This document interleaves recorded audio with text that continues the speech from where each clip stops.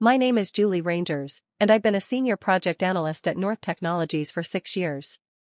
6 years of late nights, flawless reports, and presentations that actually made sense to people. I wasn't the loudest person in the room, but I was always the most prepared. And then Garrett Williams became my manager. It started small. Little comments here and there. Julie, maybe let someone else take the lead on this client call. Or, are you sure you want to present this? It's pretty technical. Each time, I'd nod. Smile. Tell myself he was just trying to help distribute the workload. I was wrong. The day everything changed was a Tuesday in June. The weather outside was perfect, one of those rare Seattle days where the sun actually breaks through and makes everything sparkle. I'd gotten to the office at 6:30 that morning, reviewed my presentation materials 3 times, and even rehearsed the opening in the empty conference room. We had the quantum systems briefing scheduled, a massive account worth $3 million annually. I'd spent 2 months preparing the implementation plan. Every detail mapped out. Every risk assessed. Every timeline verified. I'd created a 70-slide deck with backup slides for every possible question. I'd run through scenarios with our technical team.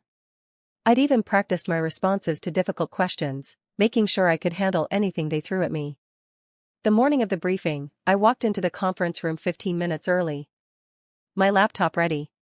My notes organized in a leather portfolio my father had given me when I graduated with my master's degree. My confidence, honestly, pretty solid. I'd worn my navy blazer, the one I saved for important presentations. Had my favorite pen in my pocket, the silver one with the perfect weight. I'd even skipped my usual coffee because I didn't want caffeine jitters. Garrett walked in with Stephanie Choi from the marketing team.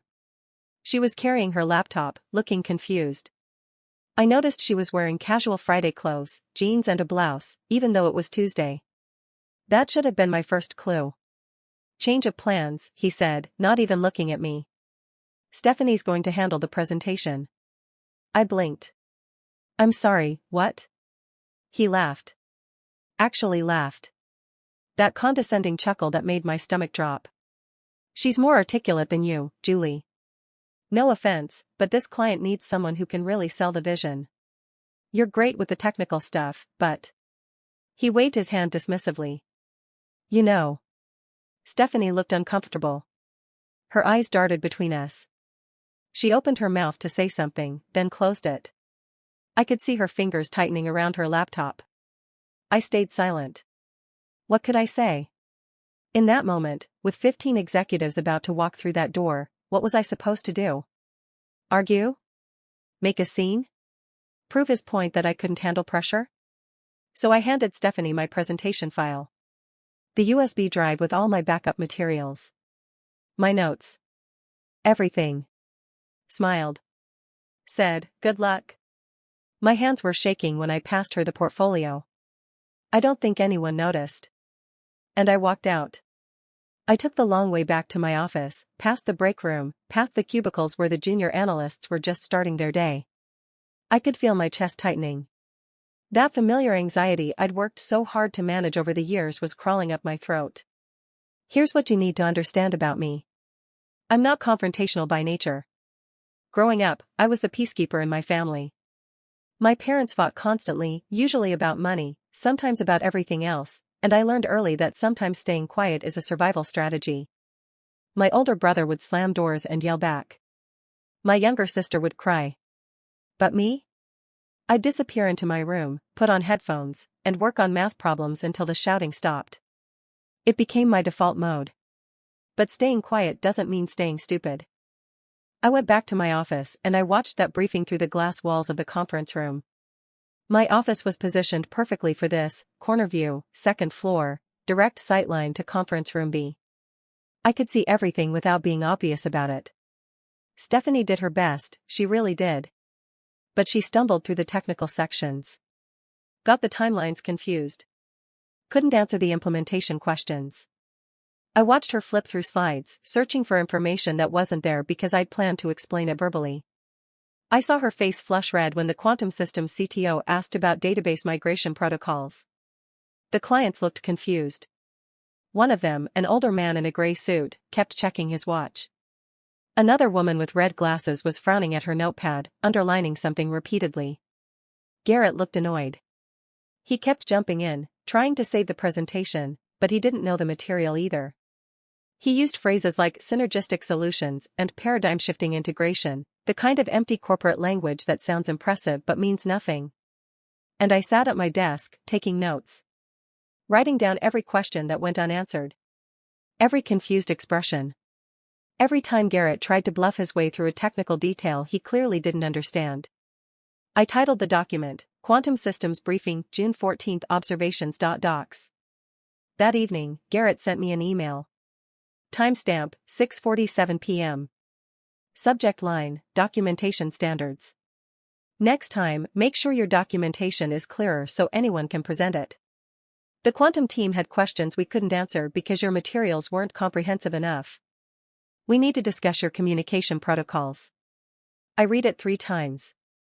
Sat there in my apartment, still in my work clothes, laptop balanced on my knees.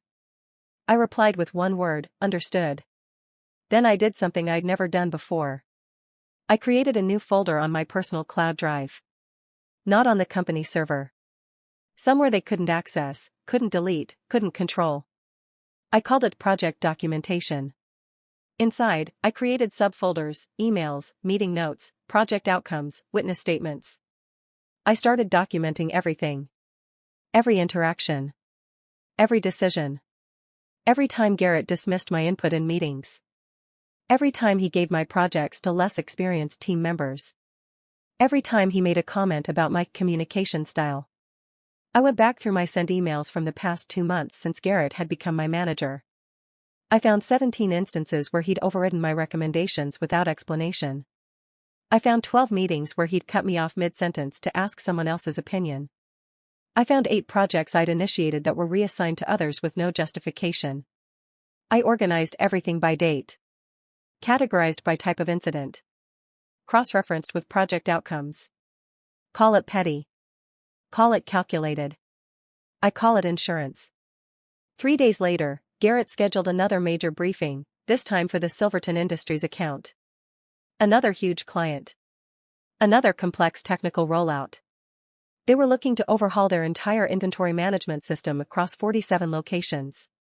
It was the kind of project that could make or break someone's career. This time, he didn't even tell me about it. He assigned it to Danny Hoffman, a junior analyst who'd been with the company for 8 months. Nice guy. Smart enough. Fresh out of college with a degree in information systems and enthusiasm that reminded me of myself 6 years ago. But absolutely not ready for a client of that magnitude. I found out about the briefing from Danny himself. He came to my office on a Thursday afternoon looking panicked. His tie was askew, and he was carrying a stack of papers that looked like they'd been printed in a hurry. The pages weren't even aligned properly. Julie, I need help. Garrett wants me to present the Silverton implementation plan tomorrow, and I don't even understand half of these systems. I looked at him. Young. Eager. Terrified. His hands were actually trembling slightly as he set the papers down on my desk. What did Garrett say when you told him you needed more time? Danny shifted uncomfortably, adjusting his glasses. He said I need to step up. That this is how people grow in their careers. That he's giving me a chance to shine, and I shouldn't waste it by being overcautious. I flipped through the papers he'd brought. Incomplete technical specs. Missing integration timelines. No risk assessment. No backup protocols. It was a disaster waiting to happen. Did he give you the technical specifications? Some of them. But there are gaps, and when I asked for clarification, he told me to figure it out. Said that problem-solving on the fly is what separates good analysts from great ones. I nodded slowly, feeling something cold settle in my chest. This wasn't about developing Danny's skills. This was Garrett setting up another failure, another situation where he could blame the technical team for his own poor planning. Did he give you access to the Silverton account history? The previous system audits? Danny shook his head. He said I should focus on the future plan, not get bogged down in historical data. Here's where I made my choice. I could have helped Danny. Could have spent my evening walking him through everything, making sure he succeeded despite Garrett's sabotage. Could have given him my old Silverton analysis from 2 years ago when I'd done preliminary research on their systems. But that would have fixed the symptom, not the disease. Every time someone stepped in to clean up Garrett's messes, he learned nothing. He faced no consequences. And he'd keep doing it to the next person, and the next person after that. Danny, I said carefully, I want to help you.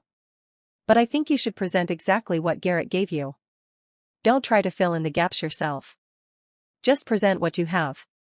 He looked uncertain, running a hand through his hair. But what if they ask questions I can't answer? What if I look incompetent? Then be honest. Tell them you'll get back to them with accurate information. That's better than guessing. I could see him wrestling with this. Part of him wanted to impress. Wanted to prove he could handle it. But another part, the smart part, was screaming that this was a setup. Julie, I really don't want to blow this.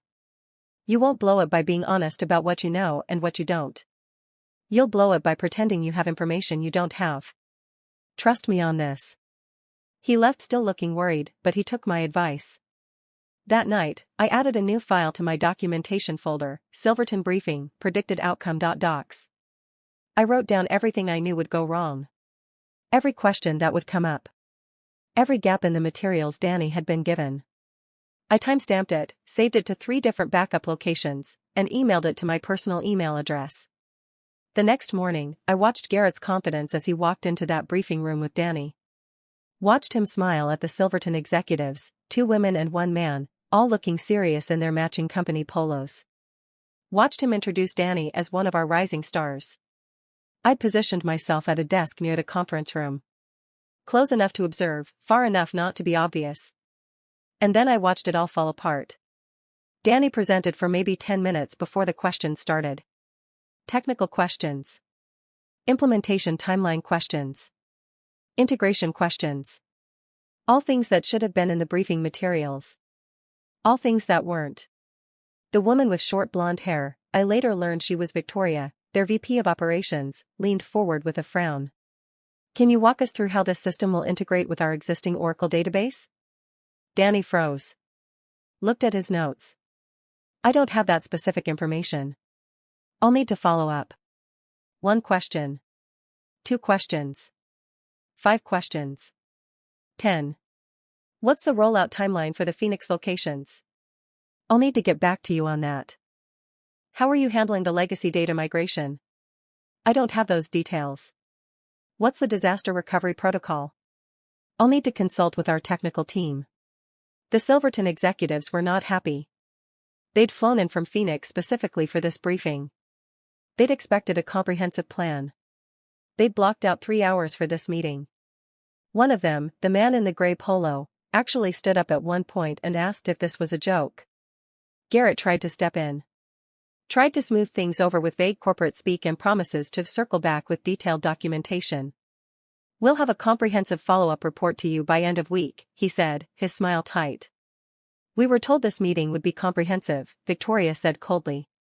We cancelled other commitments to be here. This is unacceptable. It didn't work. The meeting ended 30 minutes early. I watched the Silverton executives leave, none of them shaking hands with Garrett or Danny. They walked out in a tight cluster, talking quietly among themselves. Danny looked like he wanted to disappear. His face was pale, and his hands were shaking as he gathered his papers. Garrett's jaw was clenched so tight I could see the muscle jumping. I went back to my office and updated my documentation. Added the date, the attendees, the outcome. Attached the incomplete materials Danny had been given. Included my timestamped prediction file showing I'd known exactly what would happen. Then I waited. 4 days later, on a Tuesday afternoon, Garrett burst into my office. No knock. No warning. Just slammed the door open so hard it bounced against the wall. His face was red. His tie was loosened. He looked like he hadn't slept. There were coffee stains on his shirt, and his eyes had that wild, desperate look of someone whose world is crumbling. Why did no one understand the plan? He shouted. You're supposed to be the technical expert. Why wasn't the documentation clear? People in the surrounding offices stopped working. I could see heads turning, eyes watching. Someone in the cubicle area stood up to get a better view. I looked up from my computer. Calm. Collected. I'd been expecting this, honestly. Had rehearsed this moment in my head. I wasn't involved in the Silverton briefing, Garrett. You assigned that to Danny. Because you should have had everything documented properly. This is your fault. I kept my voice steady, almost soft. I documented everything according to standard protocols. You chose not to include me in the briefing preparation. You chose to assign it to Danny without adequate technical review. Those were your decisions. Other people were staring now. Heads popping up over cubicle walls. Eyes watching through glass office doors. His jaw clenched. This is typical of you, Julie. Never willing to be a team player. Always hiding behind your processes instead of actually communicating. And there it was. The real issue. Not my competence. Not my documentation. My communication style. My quietness. The fact that I didn't perform confidence the way he wanted me to. I stood up. Slowly. Deliberately. And I said something I'd been rehearsing in my head for days. I'd like to schedule a meeting with you and HR to discuss these concerns. If my communication style is affecting project outcomes, that's something we should address formally. His expression shifted. Just slightly. The anger flickered, replaced by something that looked almost like fear. That's not necessary. I think it is. If my communication style is affecting my performance, I'd like to have that conversation formally. With documentation. That word. Documentation. I saw him flinch. People were definitely watching now. I heard whispers from the cubicle area. Fine, he said, his voice dropping. I'll set something up. He didn't, of course. People like Garrett never do. They make threats and accusations in the moment, then hope you'll forget about them. But I didn't forget. I gave him 3 business days. Then I scheduled the meeting myself. I sent a calendar invite to Brenda Foster from HR and Christine Young, Garrett's supervisor and the director of project operations. Subject line, discussion of performance concerns and project management protocols. Professional. Neutral. Impossible to ignore. Christine accepted within an hour. Brenda accepted 30 minutes later. Garrett didn't respond to the invite at all. The meeting was scheduled for the following Wednesday at 2 p.m. Conference room A, the big one with the long table and the whiteboards on every wall. I spent the weekend preparing. Not frantically, but methodically. I printed everything from my documentation folder. Organized it into a 3-ring binder with color-coded tabs. Created a 1-page executive summary. Practiced my presentation until I could deliver it without my voice shaking. Wednesday arrived. I wore my gray suit, more formal than my usual work attire. Carried my binder in a professional bag. Arrived at the conference room 5 minutes early. Christine was already there, setting up her laptop. She was in her mid-50s, with silver hair cut in a sharp bob and glasses that gave her an intimidating intelligence. Julie, she said, nodding. Thank you for requesting this meeting. Brenda arrived next, carrying her own notebook and recorder. For documentation purposes, she explained, setting it in the center of the table. Garrett arrived last, exactly at 2 p.m. He looked defensive already, arms crossed, jaw set. We all sat. The recorder started. I opened my binder and began. I've requested this meeting to address concerns about project management protocols and communication expectations. Over the past 2 months, I've documented several incidents that I believe represent a pattern of behavior affecting both project outcomes and team dynamics. I brought my folder. 6 years of performance reviews, all excellent, ratings of 4.5 or 5 out of 5 in every category. Letters of commendation from clients. Emails praising my work. Awards for technical excellence. Then came the documentation from the past 2 months. Email chains showing project assignments being changed without explanation. Meeting notes showing my input being dismissed. Calendar invites for briefings I was excluded from. And the quantum systems briefing, where my 2 months of preparation was handed to someone else the morning of the presentation, resulting in a confused client and unanswered questions. And the Silverton briefing, where proper preparation was skipped entirely, a junior analyst was set up to fail, and we nearly lost a multi-million-dollar account. I presented it all calmly. Methodically. No emotion. Just facts. Dates. Outcomes. I walked them through the timeline, showing how each incident built on the previous one. Christine's expression grew darker with each page. Her lips pressed into a thin line. Brenda took notes steadily, her pen never stopping. She asked clarifying questions. And you have the original materials you prepared for quantum systems? Yes, I did. And Danny Hoffman can confirm he received an adequate preparation time for Silverton? Yes, he could. Garrett tried to interrupt several times. Tried to reframe things. Julie's misunderstanding the context here. These were strategic decisions about team development and... Christine held up her hand. Let her finish.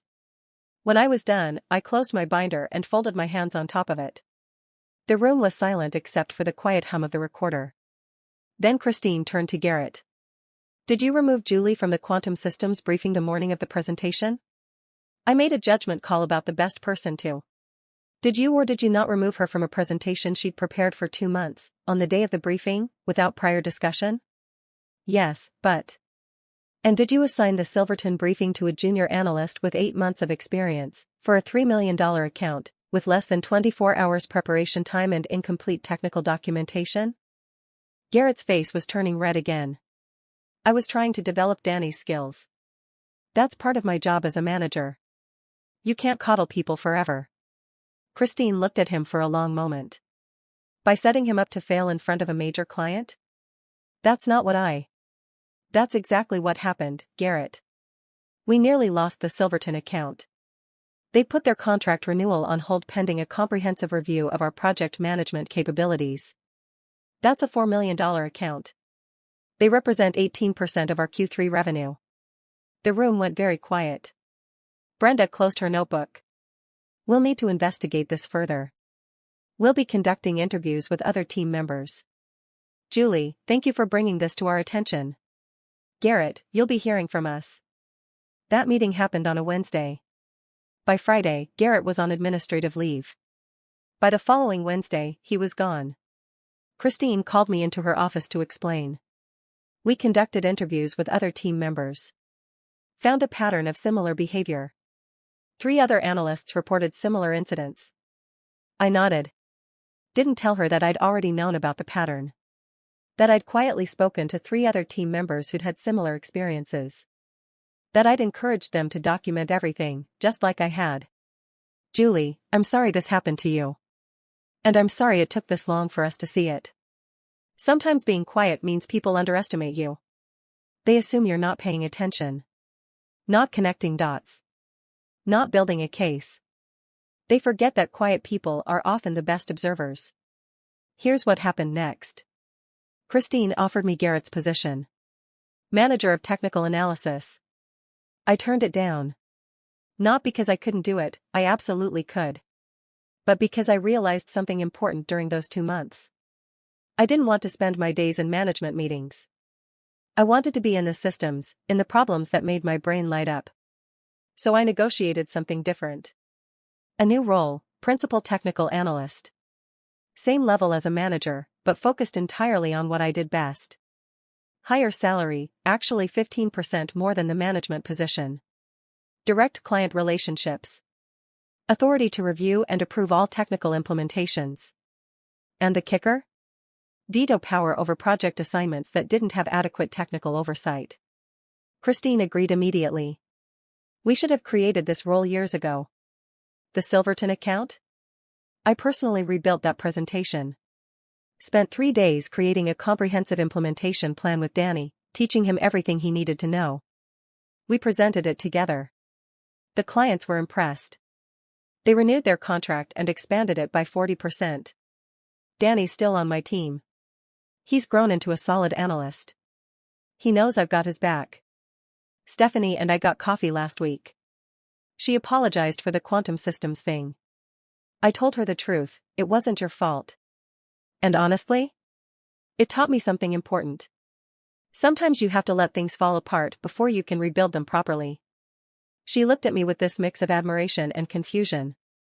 How are you not angry? I smiled.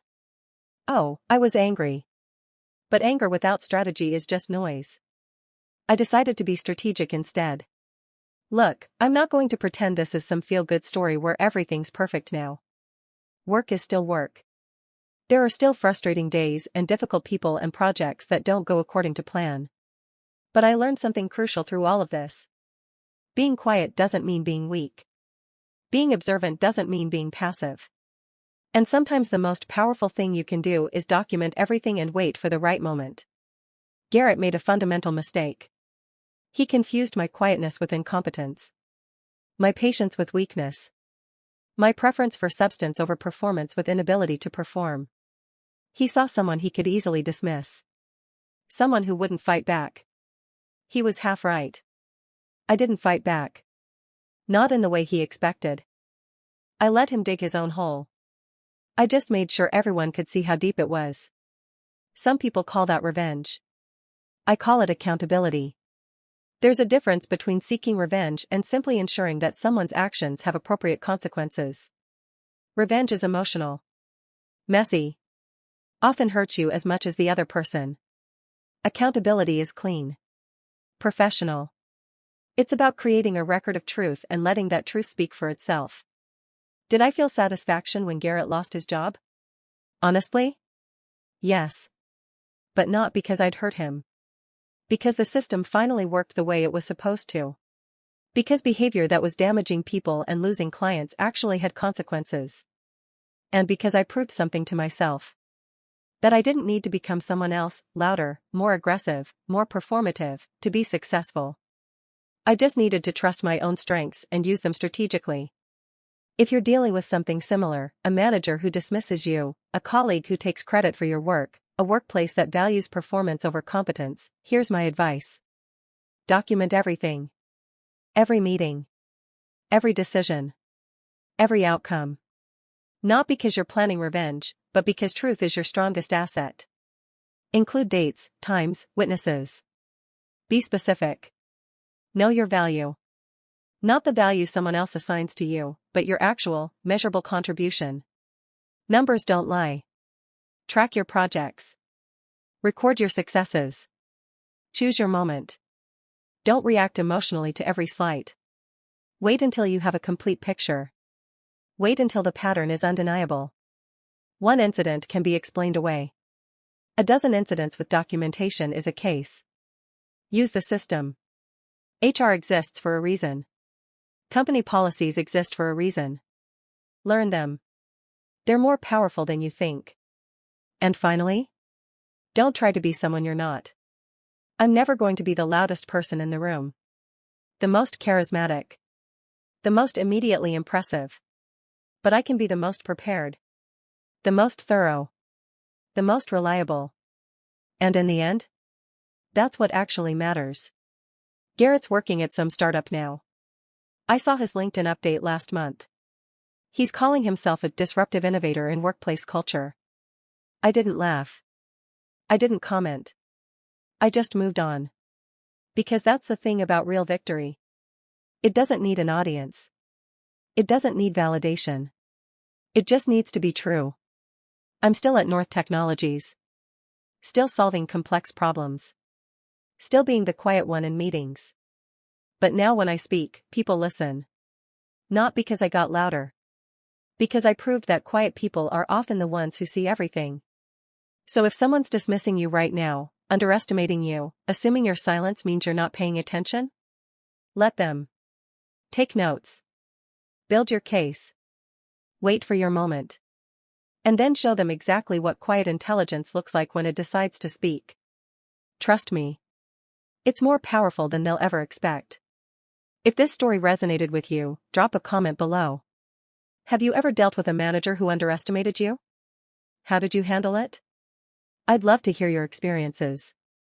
And if you found this helpful, hit that like button and subscribe. I share more stories about navigating workplace challenges with strategy instead of drama. Because at the end of the day, the best revenge isn't making someone pay. It's making sure they can't do the same thing to anyone else. That's the victory I'm proud of.